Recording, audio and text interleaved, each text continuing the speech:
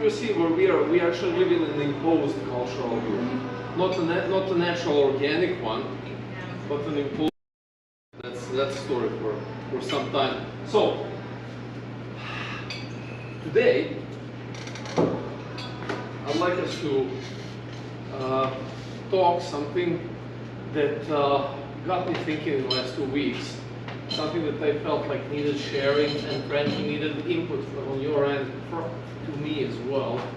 And the topic is this idea of odd guidance, where kind of God leads you and things just go berserk. And then you start wondering, either God is not leading me, or if he doesn't know what he's doing, or somewhere some wires got crisscrossed and things are not working out. So I would like us to a little bit wrestle with this idea and understand the concept from the experience of David and how he dealt with it and how God responded to it. So before we get into it, let's have our prayer of presence. Let's take a minute to settle down, focus, and after that,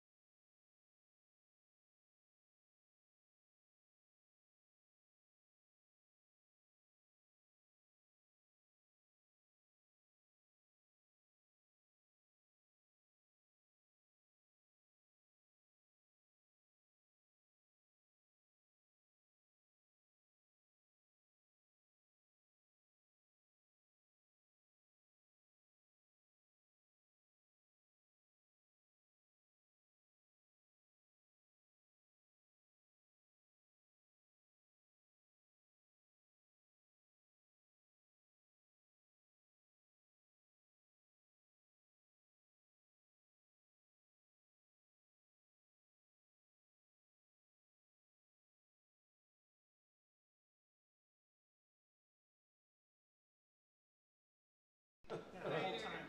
Have him play with Rafa. we'll give him some. Give him some give both of them some coffee. Oh no, Rafa's little heart would probably explode. He already has too much energy. We're trying to torture other people, not everyone. Yeah, like the last 3 days, no, the caffeine system. My gosh. Yeah, like, Rafa is currently I just feel like a pain in my back, and she has like a little voodoo doll, like, taking vengeance for like.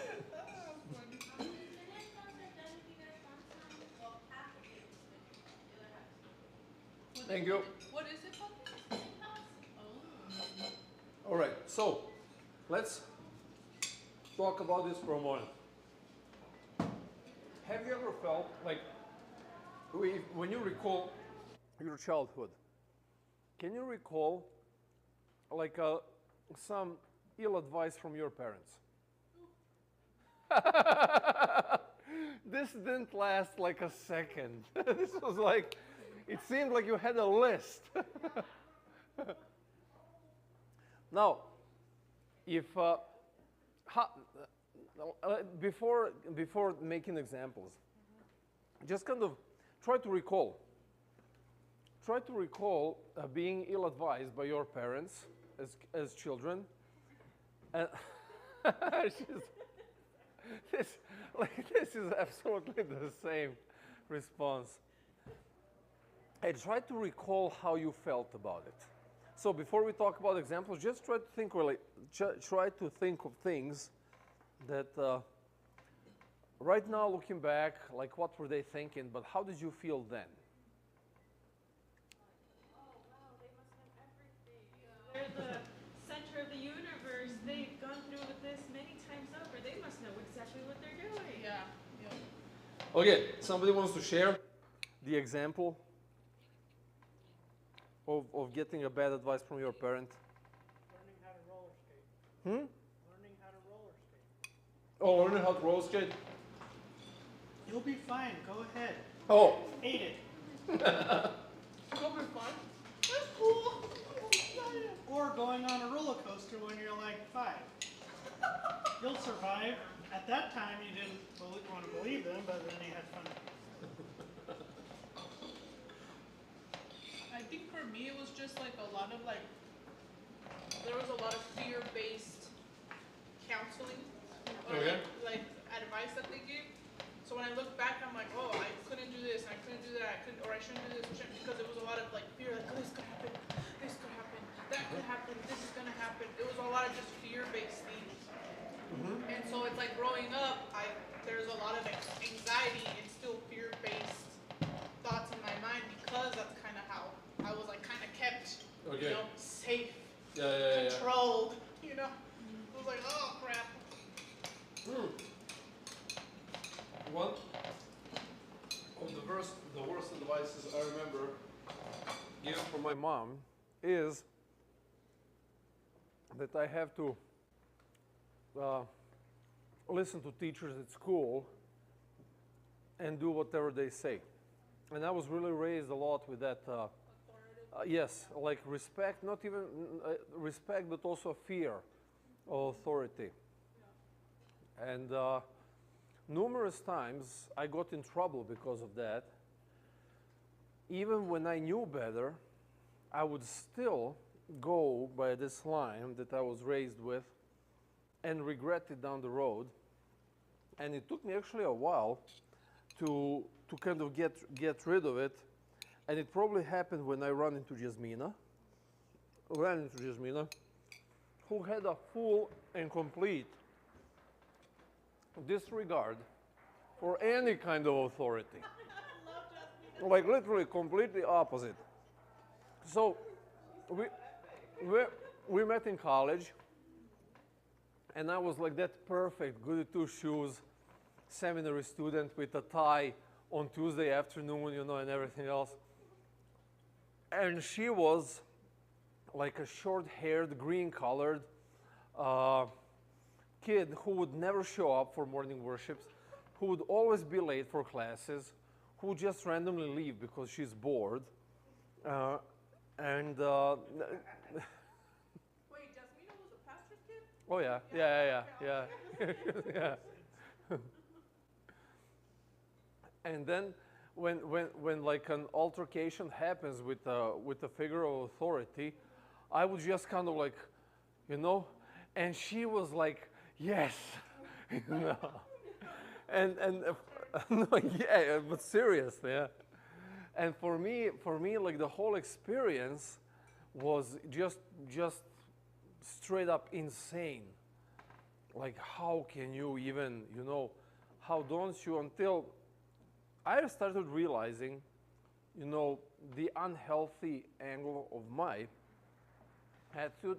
And I know that my mom did best she could, and she was a high school professor before she retired. So she has this idea of it, but she took it to an extreme, and it cost me numerous times, dearly. So, but I just remember, like, this is what I remember, like, years, way back. We were already here in the United States. And when I started realizing this, that I'm kind of sharing right now, like what I was brought up with, and how it impeded my actually like growth and development and so on. And I remember always kind of trying to remember how I felt about all of these things at a time when I was young. And I always had the confusion and struggle because I really thought that my mom knew what is right. But the situations kept coming and repeating themselves where the outcome was just like bad, just whole bad when I would go by it. And I was like, okay, what's going on? Like the confusion, having to act a certain way and getting bad results, but don't know, not in a situation to challenge what I'm doing because the challenging what I'm doing is completely opposite to what I'm taught, And we need a broom, like, yeah, like do something. Now, have you ever felt the same way about God? Like where you really think, you really feel that God is in your corner as you're making decisions, and then the things just go haywire. I felt like that was my car accident. Mm-hmm. It was like things were just back to back. Sean was realizing that he didn't have the opportunity to do an internship, so he had to really like work as a retail lead and financially support his studies. And he tried to become a physical therapist. And in the meantime, me having a car accident, it was like financially, I was like, and physically and everything. I was like, where are you? What's your plan? What is this? How could you decide this for me? In the worst possible moment, he's not there. Oh my gosh. That's kind of the sense. Yes, like everything hit the fan. Let's look at this. So, 1 Samuel, chapter 29. Now, that's it. Yeah. Now, due to limitation on time, we are not going to read through these chapters. We're just going to touch up on some of the verses that are in there. But I'll kind of share what's going on over here. So, in the previous chapter, so you know that David, God anointed him through Samuel to be the king. But Saul was already a king at the time. Oh. So Saul felt challenged, and he, numerous times, he was trying to hunt David down and kill him. And God saves David in various ways and even gives him an opportunity to kill Saul himself twice. And twice David chooses to not take Saul's life with the reasoning, hey, I'm not going to raise my hand on God's anointed one. If God anointed him, God forbid that I take things into my own hands. And he's even, because of that, he's even ridiculed by some of the people around him. Like, dude, seriously, you had a sword on his neck and you didn't do anything? Like, what the hell? And he's like, no, I'm not doing this. That would be a really bad deal. I'm not even going to get into this. That was Sam to David? Like Sam was not going to take his life because he's like... No, David wouldn't take Saul's life. So okay. there were two situations described in chapter 27 and then in chapter 25. They described that David had an opportunity through a series of weird circumstances. God brings Saul into David's presence without Saul even being aware of that. And David has a sword in his hand, and he has the opportunity to kill his oppressor and take the throne that is rightfully given to him by God. And he's like, I'm not going to do that. I'm not doing that because God anointed him, and he says specifically in chapter 28, he says like, God is going to remove him when God finds it fitting. I am not the one to in any way do something like that, So he is very aware of the right and wrong things to do. He's very aware that if he's serving God, he needs to make the right moves. He needs to make the right choices that are morally sound, choices that are in alignment with the scripture that actually says that don't raise your hand on God's anointed one, and so on. Even though they were doing that all the time, they were killing the prophets and so on. But David was like, I am not taking part in that. That is not happening. So Saul realizes, he's like, oh, what am I doing? My goodness, like you spared my life, and I am sorry, come back. And David is like, no, I'm fine, I'm okay over here away. And then a little bit of time passes by and Saul is back into his bad mood, and he sends assassins again to find David and kill him. And then people who were with David were like, dude, what the hell are you doing? Yeah, that was your opportunity. Now, see, this is Like, so God gave you interesting. 2 opportunities, and you didn't take them. And like, what? Yeah, because we could have easily translated as like, oh, God has sent me to do the job. Like, Mhm. You think about like that one story where that man is sitting on top of a freaking house while everything is flooded. Uh-huh. And God's like, oh, please save me. And boats comes like, no, God's Yeah. gonna save me. And this is how this looks like, right? That's weird. Okay. So, but David had his reasons. It's pretty cool. I mean, you see that David knew the scriptures. Like, he was not ignorant about it. He was actually reading through it. Like, just when you read his Psalms, you see that Psalms are based on the truths from the scriptures. So essentially, he was very familiar with God's expectations of him. He was very familiar with what kind of man he is supposed to be and who he represents. You know? He was aware of that. Even though he was an outcast, even though he was a rebel with a gang pretty much of criminals who were going around him robbing places, he still knew who he was and who he represents. And he was sticking strong to it. So this is the weird thing that happens. So in chapter 28, David gets worn out and tired. And he's like, I can't do this anymore.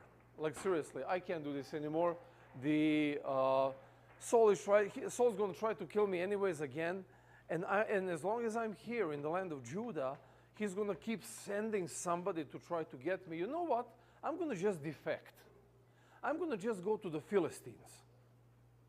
And I'm going to offer my services of me and my fellow warriors. We're going to go and work for him. You know, and that way I'm going to be out of Saul's reach. Now, solution seems plausible, you know, because he had like 600 men with him, and they had their families with them, and this was a lot of people. So we are talking about 2,000 people depending on his decisions, you know. And he's thinking of his well-being, but their well-being as well. So he's like, you know what, let's just go. Let's just cross the border, get away from Saul, and we're going to serve the Philistine king. And he goes over there, and he offers his services to him. And now everybody, I mean, it's a small region. The rumors are constantly going around, especially in those high circles of society. So everybody knew who David was. Everybody knew his story. They knew what he was. They knew that he was anointed to be the king, and they knew that Saul was trying to heal him all the time. So the Philistine king was like, dude, I know you, you know, and I know about your whereabouts and everything, and I feel that you could be of good service to me. I'm not worried about you.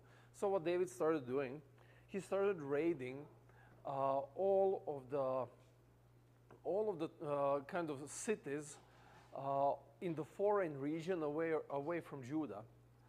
But when he would go back to the Philistine king, he would tell him, oh yeah, I raided this city in Judah, and I raided that city in Judah, and so on.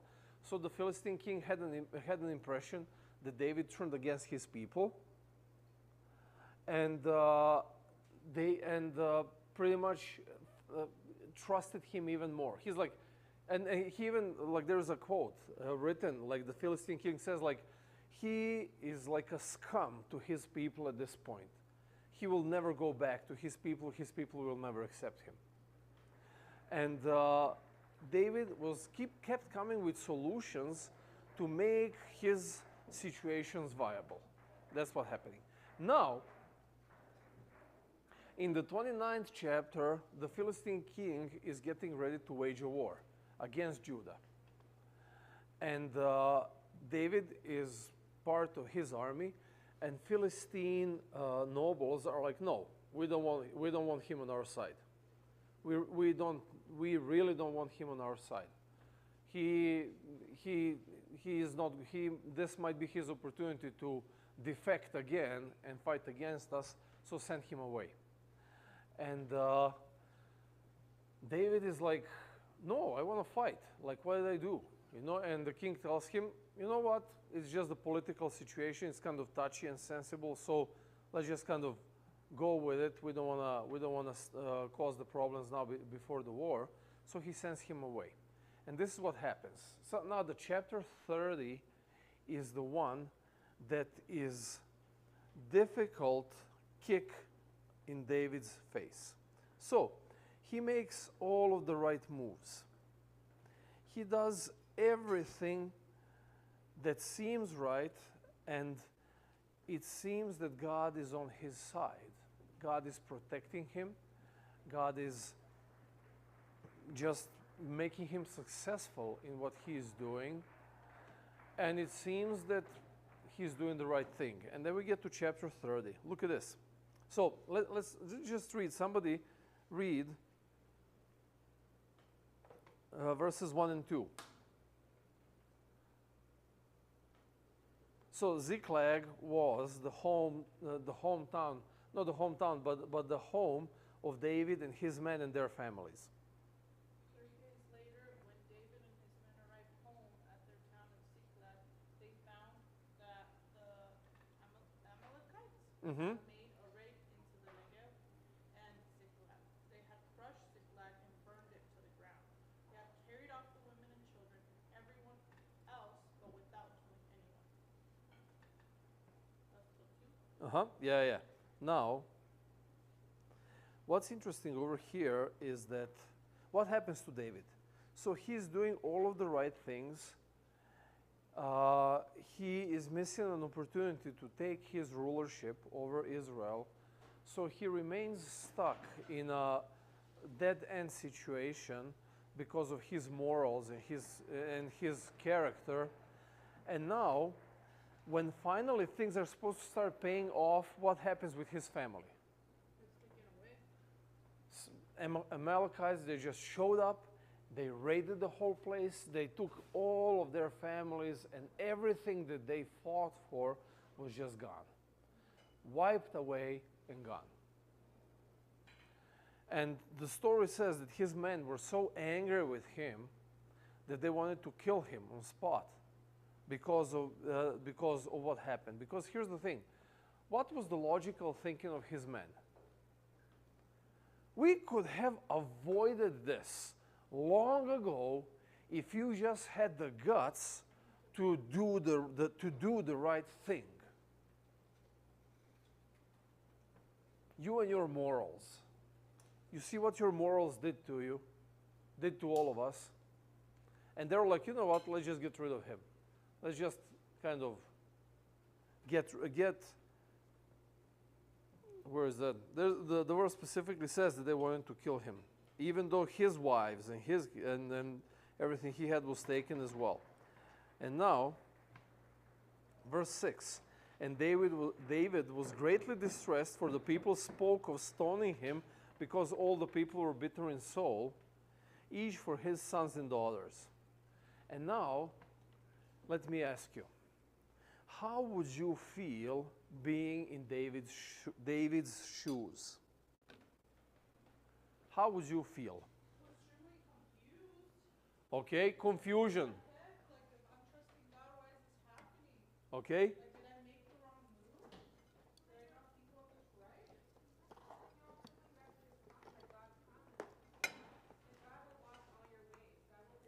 God will be your fortress. He'll be your tower. And you're kind of like, where is that?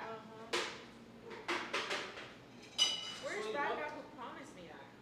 So in one sense you have confusion, what's happening. Second thing that you have is second guessing. Not just your choices, but also God's involvement. You know, you start wondering, is God even handling this? Is God even part of all this? Is it just me? I just convinced myself that God is on my side or whatever, and now the reality is actually setting in, and I can see that this is actually how things look like. You know, this could be a really deep bottom for David, right?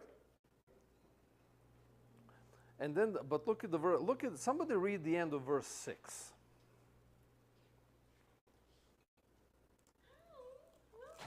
That's food. So Lord, please do enjoy.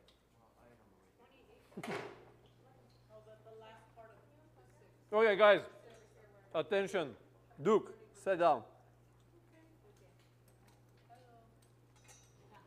Last part of verse 6. Just that last sentence. Yes.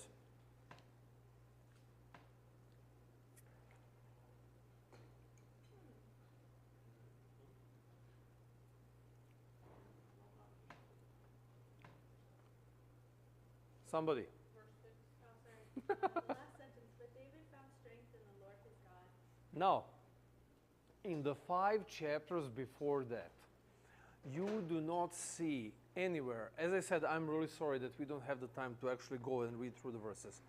But in the whole previous experience, this is the first time that you see David actually turning to God. He was making right choices that were going in line with what Bible is teaching. He was seemingly blessed in everything that he was doing, and it seemed that like really God was on his side in everything. But this is the first time in the moment of despair and pain that David turns to the Lord. Now, this doesn't have to mean that he wasn't praying. This doesn't have to mean that he wasn't engaging God. But for some reason, and I want to ask you, what reason do you think that would be? For some reason, this is the first thing that the writer of this story finds it significant to bring up, that David strengthened himself in the Lord.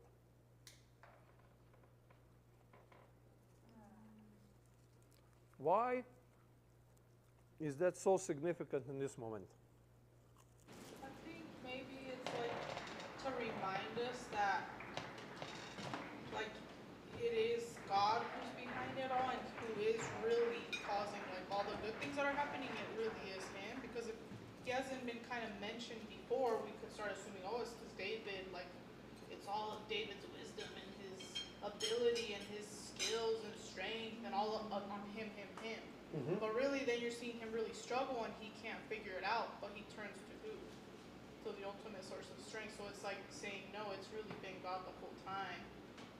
It's just maybe sometimes we forget that it really is him, and maybe we start getting a little cocky. I'm not sure if David forgot or not, but I think definitely in this moment of excruciating pain, because the whole circumstances of his life turned completely against him, he chose to remind himself who all of this is coming from. Because obviously, he didn't find comfort in the Lord. He didn't find peace in the Lord. He found strength in the Lord. Now, what does that mean? And why is this so important? We live our lives and we make our plans for life, and we are praying and asking God to guide us and so on. And very often, we just do things by like inertia. Like the way that the life is dragging us. And you see David, like life was dragging him in a certain direction. Bible doesn't say that he asked the Lord if he should go to the Philistine king or not. It doesn't say if he asked if he should fight on his side or not. Even when they were supposed to wage a war against his own people, he didn't ask the Lord whether he is supposed to do this or not. He just makes decisions one after another based on his wits, his moral standards, and best that he can. And think about this. The reason why this is important is because very often we live a life like that. Like 80% of our life is lived like that. We have these general prayers. Like, Lord, please guide me today. Be with me today. Lord, help me with this situation or that. Like, I took this trip. I took 10 days, went to Serbia to solve some really difficult things related to my family. And because they were difficult, I was praying every step of the way for every individual thing that I had to deal with. Starting with booking a flight to literally flying back. And there were like dozens of prayers addressing specifically these things. And as I mentioned that, Laura, like God was really through these 10 days, every single day. He was showing me, He was there behind me and ahead of me and opening the doors and closing other ones and giving me clarity, and not just me, but also to my sister and to my mother. Like several times it happened that we didn't even talk about a certain situation, and we come together and all three of us already have identical conclusions. You know, it was really like God was really... And the cool thing about it is because my sister and I very seldom have identical conclusions, like quite differently. So, but I don't do that all the time. Like I really don't. Like when I'm here, when I have the rhythm of my life, like rhythm of the weekdays, rhythm of the weekend, you kind of just follow the rhythm, you know? And I will, like this morning, I prayed for this day as well, but there are so many things happening in this day. And one thing that I should definitely, that I will practice today is, as soon as we're done with this, before I head to Arvada to do whatever else we have to do, I'm going to pray for this specific thing. I'm going to pray for that because what I was taught through my experience is that the more specific you are in your prayers, the more precise guidance you get from God. David didn't do that. He was just following along, making the right moves. Like he was still making the right moves. That's cool, you know? But when he hit against the wall, when his moves started crumbling down, is when he was finally like, okay, God, what in the world? You know, what now? And the Bible does not describe how he strengthened himself in the Lord, but it does describe one thing. Whatever he did brought him strength. Whether he recalled all of these moments that God was with him, whether he sat down and reminisced on everything from anointing to everything else, but he found his strength. And then the next step, look at verse 7. Verse 7 and 8. Somebody.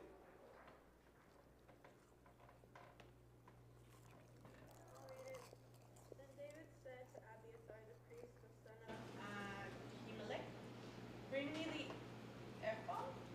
Ephod is a garment that priests wear. Thank you. Bring me the ephod. Abiathar brought it to him, and David inquired of the Lord, shall I pursue this raiding party? Will I overtake them? Pursue them, he answered. You will certainly overtake them and succeed in the rescue. Now, over here, David is taking a concrete, active step into inquiring with the Lord. Now, over here, the whole process is not described, so it sounds kind of mysterious, but it's actually very simple. So the priestly garment had pockets, and pockets would contain Urim and Thummim, two like black and white stone that they were using to determine what God wants them to do. Pretty much, you would ask a question. Yeah, I think if you pull like a white stone, it's going to be yes. If you pull a black stone, it's going to be no. And that's the way that God would talk back to them. So David asked the Lord, this is one task that is ahead of us. Are we going to pursue the Amalekites and get back our families? And the God tells him yes. And then you see, he settles up He gets everybody ready. He's like, let's go. They had there like 6 of them, and 200 of them are like, we can't. Like, we are freaking tired. Like, we're just worn out from all of these raids, from a 3-day trip that we just came from. We really don't have the strength. And David is like, all good, you guys stay. 400 of us are gonna go. He had no questions anymore. He didn't sit down and wonder, wait. 600 of us, yeah, we stand a chance. 400 of us, oh, wow, the odds are dropping seriously. Maybe we should reconsider. No, there was no reconsidering because he got the answer. God told him go, and at this point, it's not important whether he's politically correct, whether he's strong enough, whether he's rested enough. None of these things matter because here's the thing, the battle belongs to the Lord. So he's not concerned at all what's going to happen. Even though he is tired, most likely outnumbered, underarmed, and so on, he's fine. He's fine with the circumstances because circumstances don't matter when the Lord gives you the answer. Here is just a silly example that happened to me yesterday. Like, completely silly example. So, I had to go get a haircut. And the barber I go to is in downtown Arvada. And downtown Arvada is always packed. You can't find parking over there. And it's Friday. I am really in a rush. I'm really trying to kind of catch up with everything that I missed and to get ready for today and for tomorrow. And I'm driving. Now I'm waiting to kind of drive in over there where the parkings are. And you can already see, like, when you're over there on 58, you can already see, like, the ocean of vehicles already packing up. And I'm like, okay, Lord, can you find me a parking space? And I kid you not, but these are those moments of, like, clarity of when you stop and you ask. And then I listen. And seriously, I kid you not, this started happening to me more and more, especially after this trip. I literally get an answer, yeah, go right where your barber is. And I've never, ever in my life managed to find the parking over there. Absolutely never. So now I'm driving and I'm like, okay, cool, I'm gonna go there. And now I come to the corner and I look 2 blocks down and I see, like, the lineup of cars completely. And it seems to me like that first place right in front could be open. But instead of turning, I kind of continue because the big parking was right there and there's a greater chance I'm going to find a place over there. And I pull in there and I can't describe this enough. Like, no. This, you know, when it, no, you're doing the wrong thing. And I'm like, okay, screw it. Okay, I go out, and I start driving over there, and I see that I just didn't see it right. The parking spot is actually taken. And I'm like, dang it. Okay, let's turn around. So I kind of back up, want to turn around, and in that moment, that car leaves. And I'm like, whoops. Coincidence? If it happened once, it would be. You know, if it happened twice, it's like extreme luck. But it happened so many freaking times in the past 2 weeks to me that at this point I'm like, yeah, no mistakes. Like this works 100% every single time. But when you are kind of like David, when you are dead on focused on a specific thing you're asking for, you ask and then you listen. That's why he had no doubts that this is going to work out. And he went and he got his family back and they got everything back that they had, and he prevailed. Even though he was doing all of the right moves, that didn't necessarily mean that he was doing them with asking the Lord to guide him through those moves. You know, God is generally guiding you through life when you're generally praying to him for guidance. But the more specifically you ask, the more specifically he will guide. The more specifically you ask, less pain you will experience in this process of guidance. You know? Now, the second situation, what time is it? Okay, we have enough time. The second situation is in 2 Samuel chapter 11 and 12. All the wrong moves. And this is where we often end up as well. So, familiar story. You guys know the story. So, David and Bathsheba, right? So, what does he do? He is a king. He sees a chick. He likes a chick. He takes a chick. You know? I mean, all of you, at least somewhat, are familiar with the Game of Thrones. That's pretty much how things really looked like. You know, when it comes to, they still look like that even today, even though it's not publicized, but just kind of, if you dig a little bit into the royal families, dark little secrets, you'll find some nasty things over there. David, same thing, like, whoo, bring her to me. He knocks her up. Now this is a disgrace. You know, what am I going to do?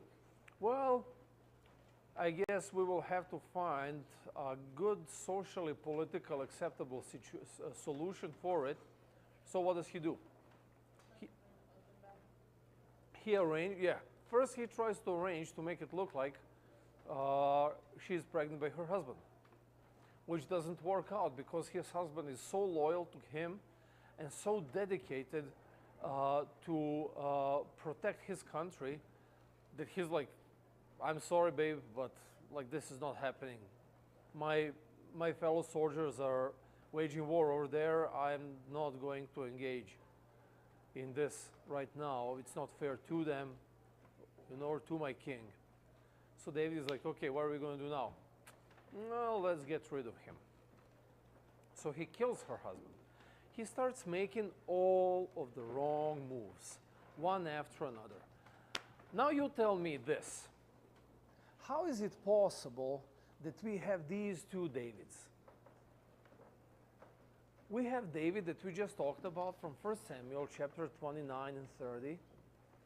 And now we have this David, finally dream come true, finally became a king, finally all the good things that he dreamt of for all of that time are in his hands, they are reality. Everything that he ever wanted is finally happening, and he becomes this. How does that make sense?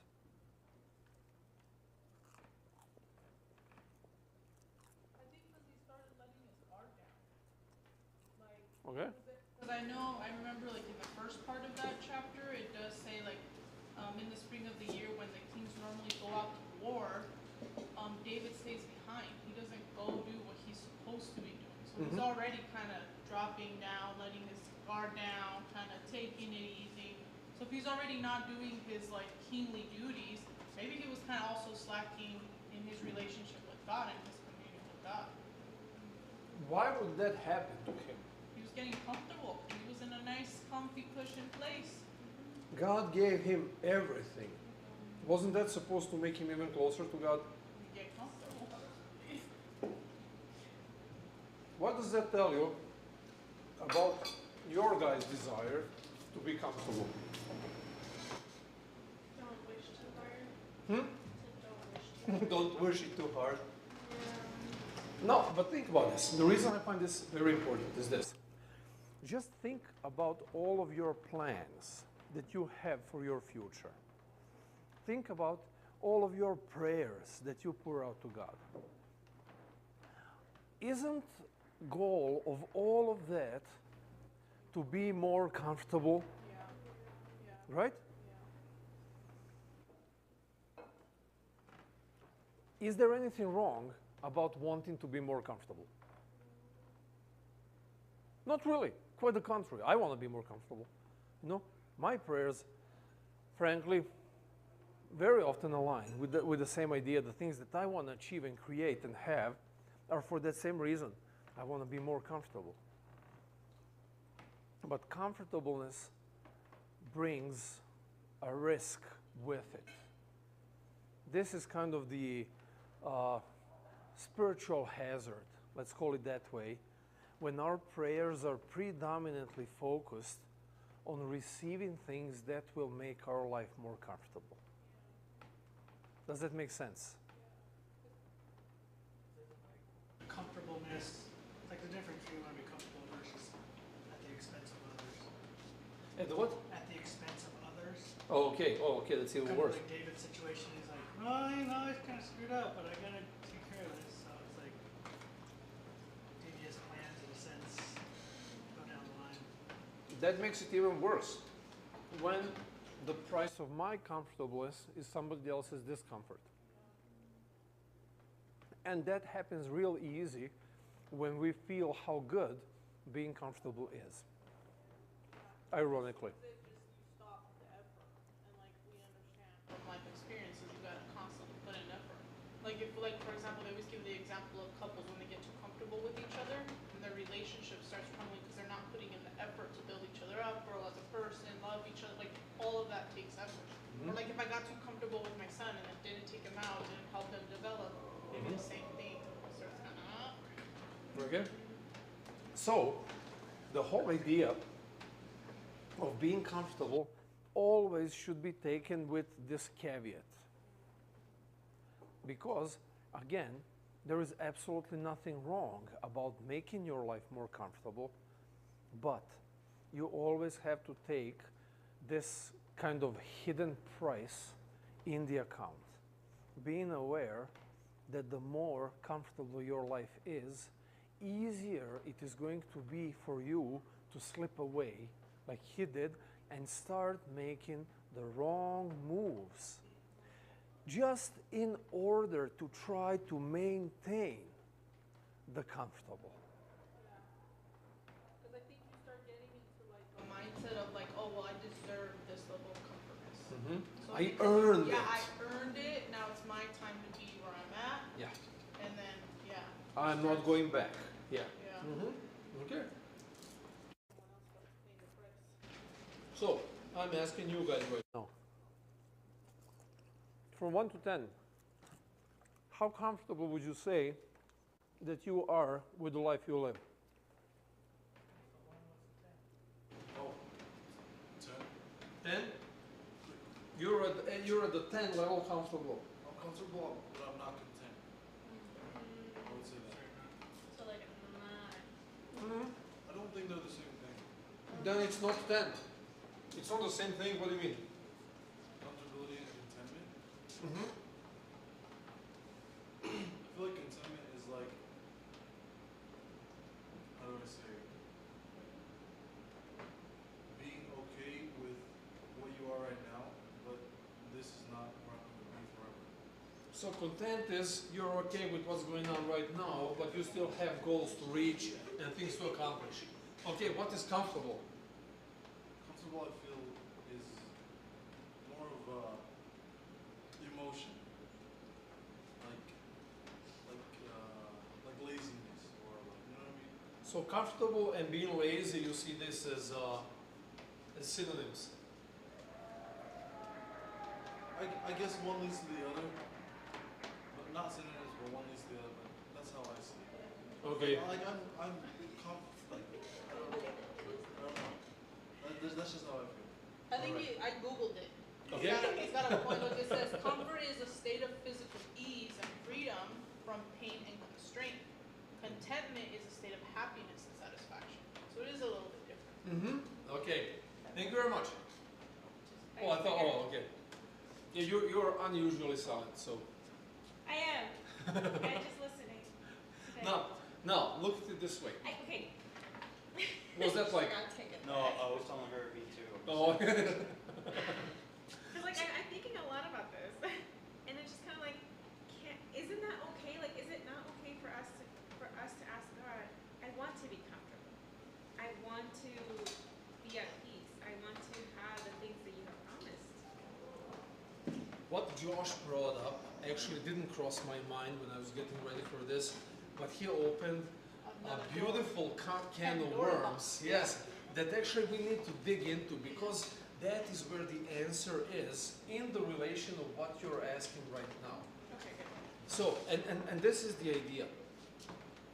I really believe we should never ask the Lord to make our life more comfortable, but to make our life, actually to make us content Yeah. with life we live. And here is why. So it's kind of the other way around from what you said.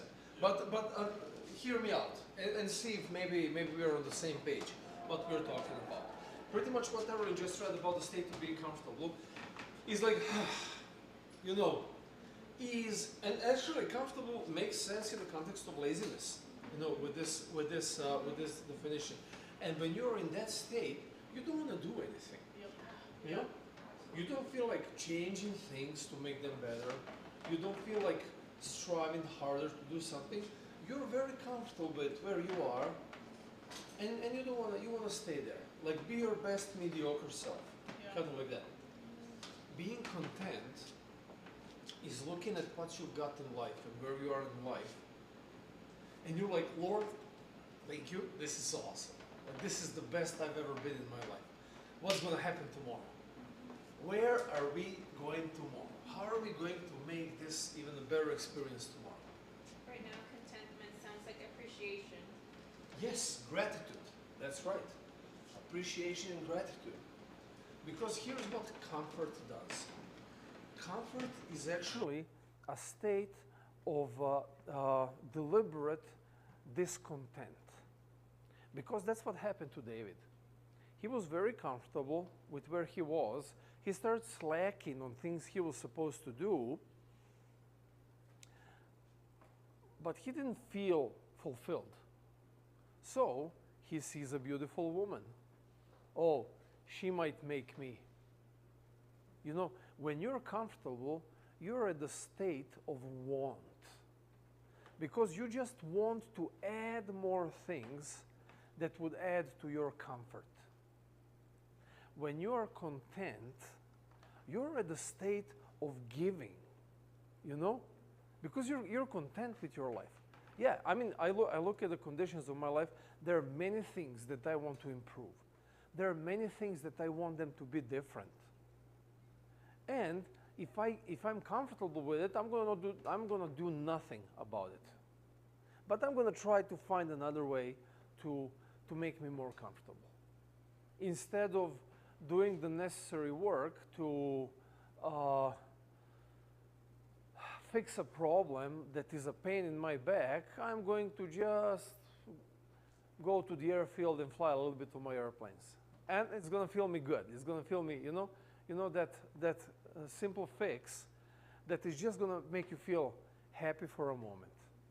But the moment that moment has passed, you're back to your comfortable state of discontent. That's where David was. Now, what happens to David? And this is how God is guiding us to step away from comfortable, to step away from maintaining the status quo, to step away from being satisfied with your unachieved self. What did God do? So, God sends prophet Nathan. And Nathan tells him a story. You guys are familiar. Who is not familiar with the story that Nathan said? You're not. Okay. For the sake of one, we are going to. Yeah, that's actually true. Yeah. A very simple story that Nathan says. Nathan, the prophet, comes to David, and David's like, Nathan, brother, come on in. He's all happy to see him. The prophet of God is coming to him, and David is so glad, which was also odd, because David knew what he did. And he's wholeheartedly receiving the prophet of God, assuming that everything is fine. You know, I took care of the situation, everything is figured out. Even though it was a completely awful and wrong situation. Taking the woman, knocking her up, killing her husband, and then marrying this woman. In the social context, everything is fine, right? In the political context, everything is fine as well. So nobody can point a finger and say, there is something off in here. No, as a king, he had the authority to do what he did. And then Nathan tells him a funny story. He says, listen, I got a story for you, and I need you to do something about it. So we have this rich guy in the neighborhood. He has hundreds of sheep, and he was throwing a party, and he didn't want to take any of his sheep. And he went to his neighbor, who was a poor guy. He had only one sheep. And he took his sheep, and he killed it, put it on barbecue for his friends to feast on. And David gets enraged. David is like, who is this? Who is this man? He is going to suffer greatly for this. He is going to pay quadruple for what he had done. And David is like saying this and this and this and this. And in that moment, Nathan points out at him and tells him, well, you are that man. You know? And this is the moment, again, the moment of despair. The moment of despair where David realizes what a POS I am. You know? Why? Because in my attempts to stay comfortable in life, geez, I did so much injustice to people around me.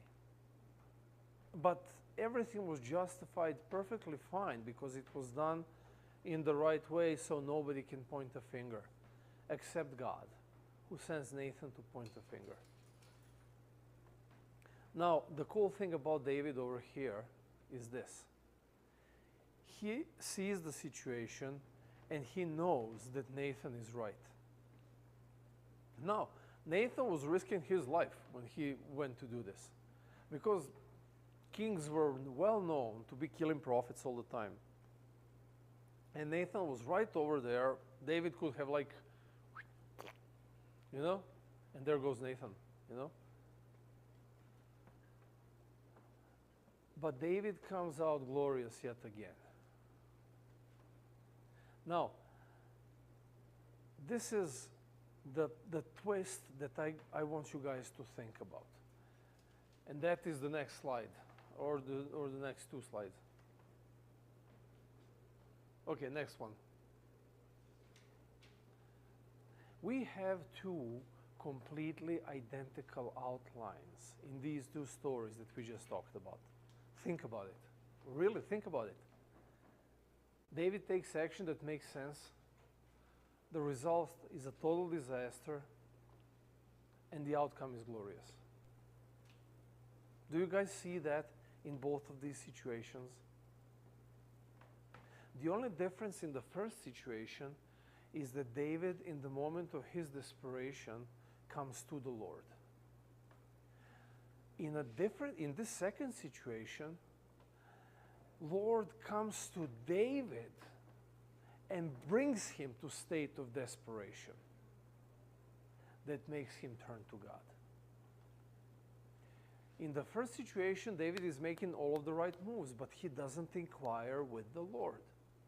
He just keeps going by, by the things that are happening. The moment he starts inquiring with the Lord, very specifically about the situation, the tables turn. In the second situation, he is making all of the wrong moves. He is doing all of the wrong things. He is screwing up. He's just screwing up one step of the way. No. What did the Lord do? Lord didn't leave him. Lord didn't let him follow this downward path to his demise. Lord steps in the right moment to prevent David from losing it all. Nevertheless, he did lose. What happened to the child? The child died. And the prophet told him, because this child was conceived in iniquity of your actions, this child will not live. And now David is very specific in his prayers. You remember, guys, if you guys remember the story, David is praying all day and all night for the life of this child. He is not eating, he is not drinking, he is losing his sleep, he is losing his health, he is not leaving the temple. Actually, they didn't have the temple yet at the time, but he is not leaving the place of God, he keeps asking the Lord for the life of this child. And God tells him, you know what? This prayer, the answer is no.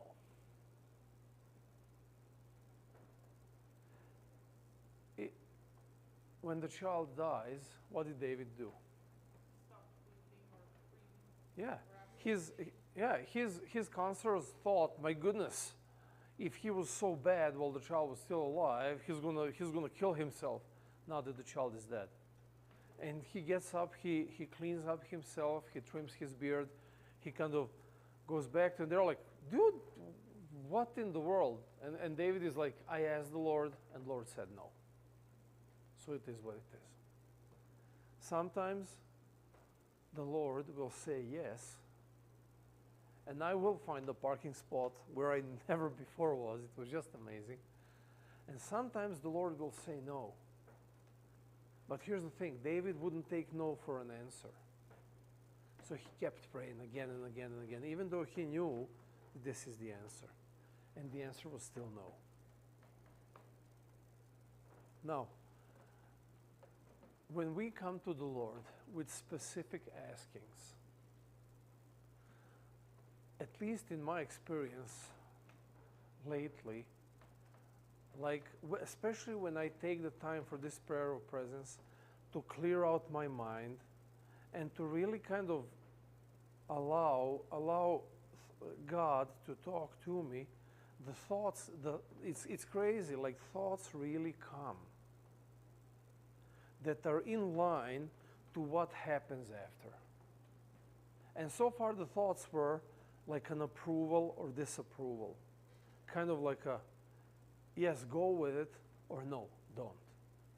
And anytime I would follow, I ask for it before what I would do. How was before? So before, when I would pray, I'm like, Lord, I really need this, may your will be done, and I just go with it without waiting to hear where is God leading me. And then the situations happen, and so on and so on. But it was always an unknown to me what is going to happen. And now when I started changing my prayers, pretty much to this model of David, where he would actually ask and then he would wait to hear an answer, God started interacting with me in a different way. Where he like, okay, I don't like your answer, but it really feels that this is the right thing. And a day later or a couple days later, the reality kind of emerges, and I realize like, yeah, wow, this is it. It takes the edge off of stress and anxiety. It's crazy. It's beautiful.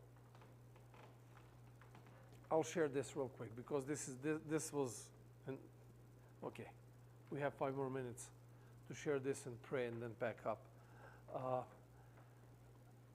So as I mentioned to some of you, I spent 10 days in Serbia because we need to sell our family home and situate our mom in an apartment. So it's a small town where I grew up. The real estate market is really not fast. Usually homes, like the property as we have it with a house and a yard and a garden and everything, takes a couple of months to sell. In some cases even like more than a year. So I was like, okay, Lord, are we doing this or not? And again, an approval. Like, yeah, go for it. So I get over there on Sunday afternoon.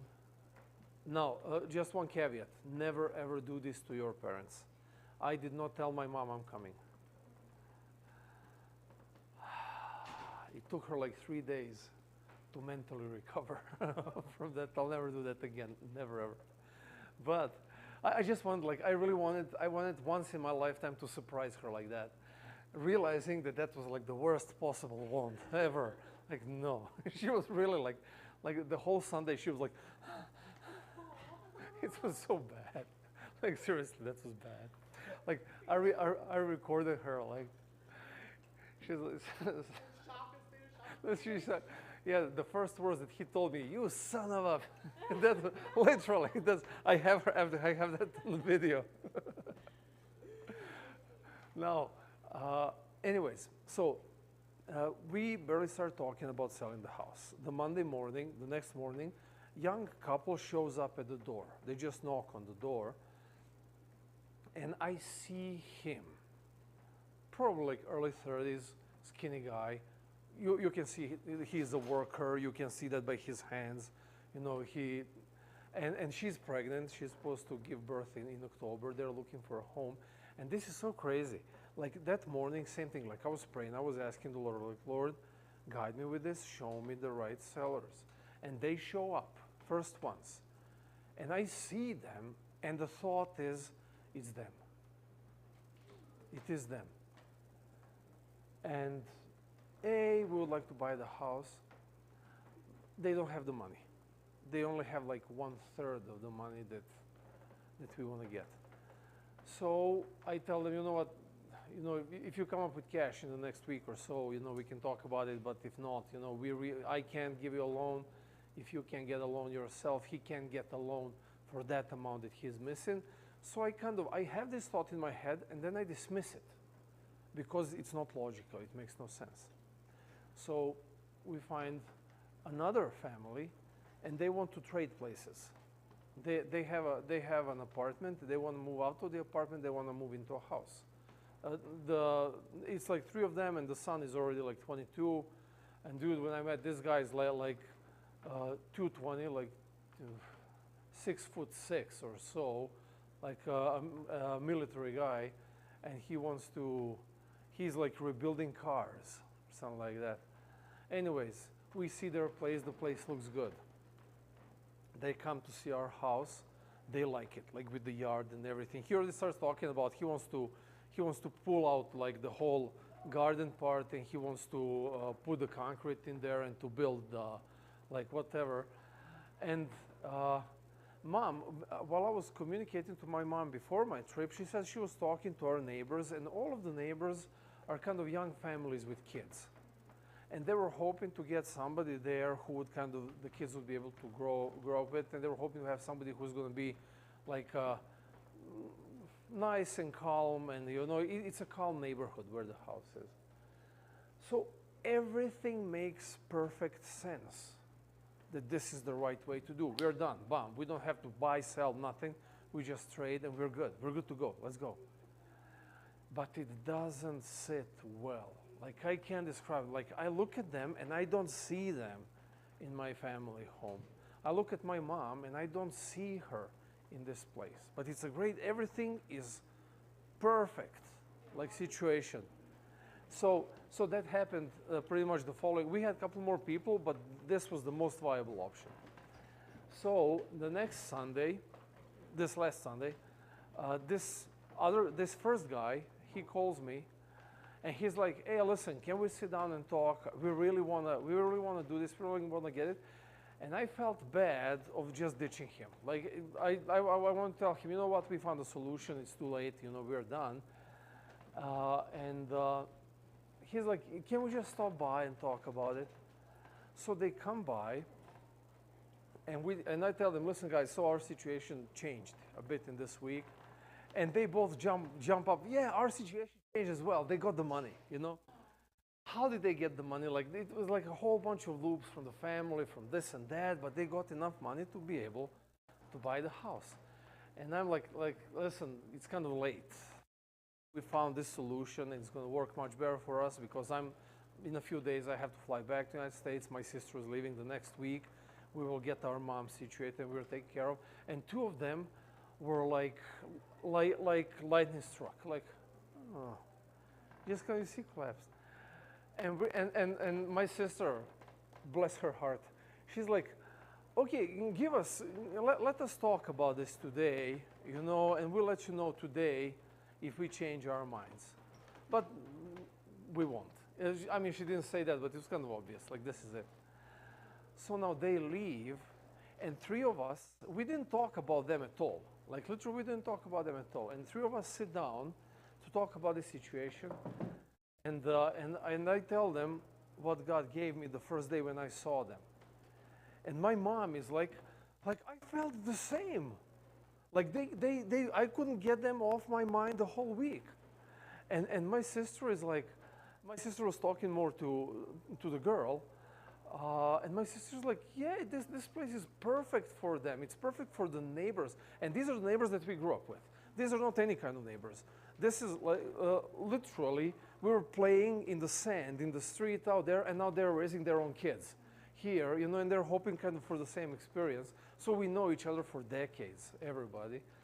And mom says, like, I went to that place over there, and it's a perfect place, but it just didn't feel right. Like, I don't see myself in that place. And we're kind of sitting there in our living room in a circle, and we're like, and this lasted like a few minutes, and we just knew, like, okay, then I guess it's settled, you know. We are not trading. We're going to sell it to them. Okay, then we have to find you a place. But everything felt right. So I'm like, okay, let me call them. So I call this guy, and he's like, ah, you know, so excited, so awesome, so amazing. Like, it just feels right. And I know, and this is the thing, like, we could have done it differently, and it would seem right. But right now, we did it in an unlogical way. We're making ourselves do more work. We are getting less for the house. But to three of us, at the same moment, it just feels right. And I believe that that's how God talked to all three of us. All three of us had this illogical logic that this is the right thing to do.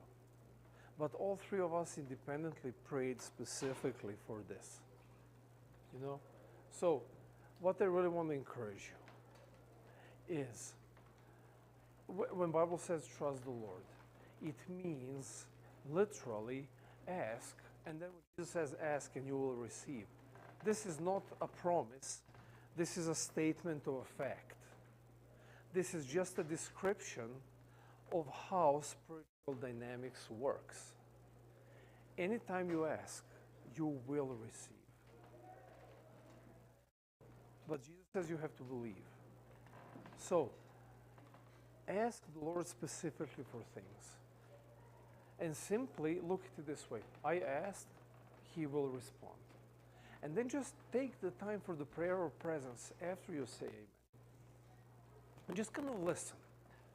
How does God make you feel about your request?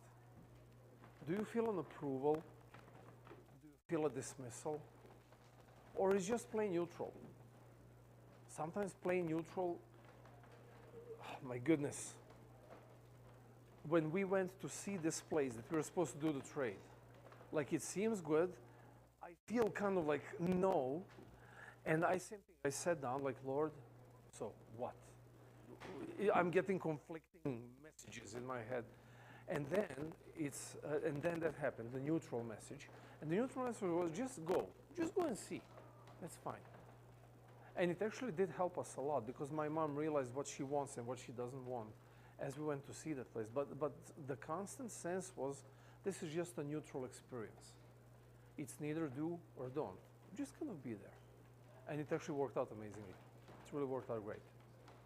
So what I really want to encourage you guys is, yeah, we got to finish up. Be very specific when you ask. And know one thing, it will be answered. But God also wants to tell you how He will answer it. That is the part that we miss. That is the part that David was missing until he finally stopped, inquired, and actually listened to what God wants. And God told him, go. He's like, good, go. Circumstances are against you, I'm going anyways. You know? Give God the opportunity to hear Him out. And you will have a sense. And this is something to exercise. This is something to kind of practice to be able to hear this, because the silence in our heads is non-existent in our society unless we really put a lot of attention to it. That's why I'm telling you, practice this prayer of to help you deep this quiet voice that speaks to you. So, I hate Russian. Okay. Let's have a prayer. Actually, any questions, comments, or anything like When he does answer, I think it's also important to practice like patience and obedience, because I think like there's many times where I know I've heard God's voice, but it's not what I want to hear, and I think I know better all the time, and then things happen. I'm like, oh man, you're right, and I should have been patient, and I should have just obeyed. But I always think I'm right, and then I'm not. That's true as well, But yeah, instead of listening to your voice, listen to his voice. And here's the thing: what are you going to lose? What can you lose? If he says something that you don't like, just go with it. You know that it can be bad. I mean, I have plans for you, for your future, to give you hope. Okay, you know better. I'll trust you. It's a struggle, but adding a little bit of common sense tells you, like, no, it's not a struggle. No, the real struggle is quieting your mind to be able to hear it. And then it happens once, twice, 15 times. You already have the ear for it. And it's amazing. Okay, let's pray and let's pack up and let's head out. Dear Lord, as we are rushing from this place, I thank you because I know that you are on our side. You hear our prayers and you answer them every single time. And right now, help us apply this and practice this and learn to hear your quiet voice as you're giving us a preview of the things that will happen. So we may have peace, we may live without anxiety, we may eliminate stress and know that your blessings, oh my goodness, they never miss. We just miss to see them. Amen.